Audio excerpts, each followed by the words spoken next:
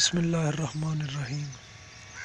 علامہ اقبال کے ہاں آدھی رات کو آنے والے مہمان کون تھے؟ یہ واقعہ اسی ٹائٹل کے ساتھ یوٹیوب پر موجود ہے، اور اصلاً اس واقعے میں بہت سے اضافے کیے گئے ہیں۔ یہ واقعہ اس طرح نہیں ہے۔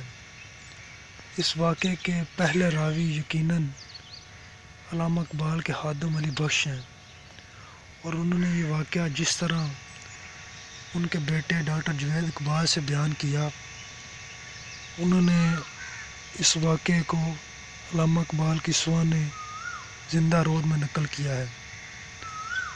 اس میں صرف انہوں نے اتنا لکھا ہے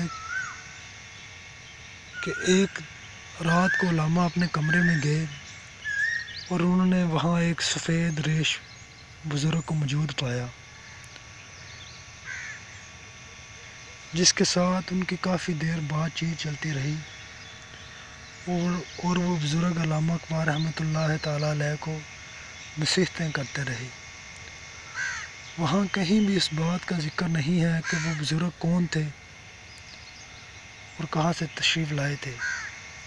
نام لیے بغیر ڈاکٹر جوید اقبال نے اس واقعے کا ذکر کیا ہے اور بتایا ہے علی بخش نے مجھے اسی طرح اس واقعے کے متعلق بتایا۔ یہ واقعہ ان کی کتاب زندہ رود میں شاید 400 نمبر پیج یا اس سے آگے پیچھے کسی صفحے پر موجود ہے، اور اس کے بعد وہ بزرگ واپس چلے گئے۔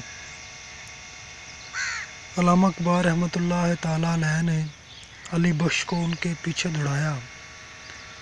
اس نے دروازہ مقفل پایا، کھول کر جب باہر نکلا تو باہر سیاہ اندھیری رات تھی۔ اس سے آگے ڈاکٹر جوید اقبال نے کچھ نہیں لکھا، اور یہ واقعہ تقریباً کتاب کے آدھے صفحے پر آیا ہے۔ اس کو اپنی مرضی سے بڑھانا علامہ کی شان کے خلاف ہے۔ نہ اس سے ان کی قدر و منزلت میں اضافہ ہو سکتا ہے، نہ ہی عظمت بڑھائی جا سکتی ہے۔ واقعہ وہی بیان کرنا چاہیے جو اصل میں ہو۔